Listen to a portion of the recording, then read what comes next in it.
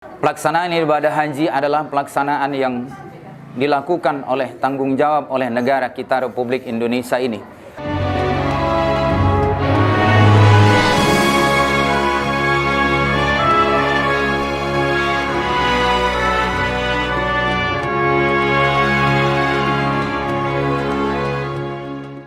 Kemudian karu.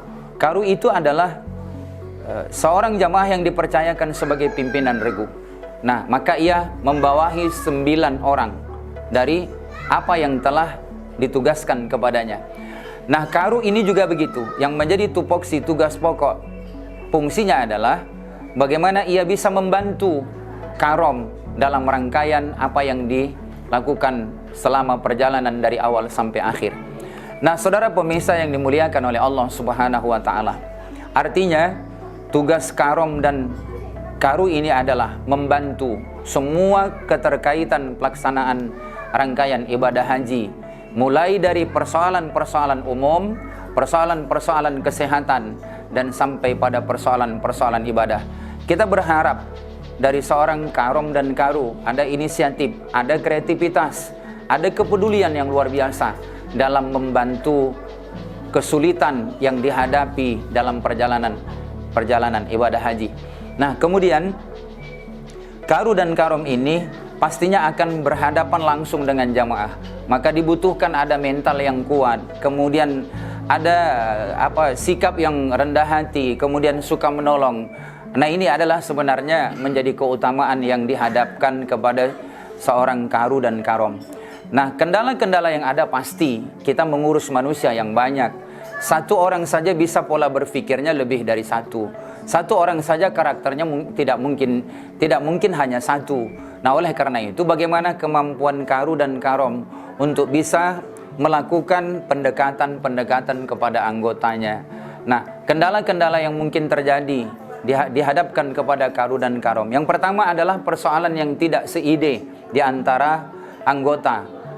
Misalnya begini, ketika mereka dalam satu kamar, satu orang ada menginginkan, mungkin mereka ada 4 orang. Yang satu orang menginginkan mati lampu, yang satu lagi ingin hidup lampu, dan kemudian yang 2 orang lagi kemungkinan berbeda. Nah, inilah yang harus kita fahamkan kepada mereka, bahwa kita itu mengerjakan ibadah bukan untuk menikmati hal-hal yang berkaitan yang untuk kepentingan sesaat. Nah, hal-hal yang seperti itu bermunculan. Kemudian ada lagi persoalan kehilangan barang atau kehilangan uang. Nah, ini akan dihadapkan kepada karu dan karom. Kadang-kadang bukan hilang, tapi mereka menyimpannya terlalu rapi.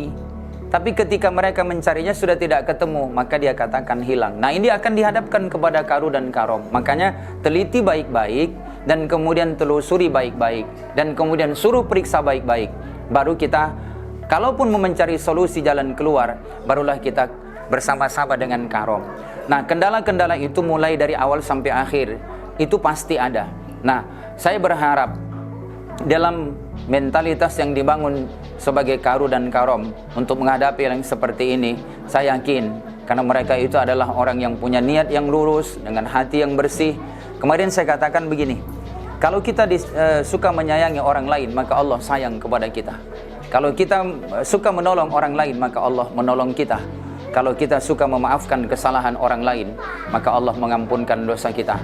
Saya pikir itu persiapan yang harus dilakukan jadi sosok seorang karu dan karom. Insya Allah mereka akan berhasil dunia dan akhirat karena mereka membantu orang yang melaksanakan ibadah haji. Ila liqa wassalamah. Assalamualaikum warahmatullahi wabarakatuh.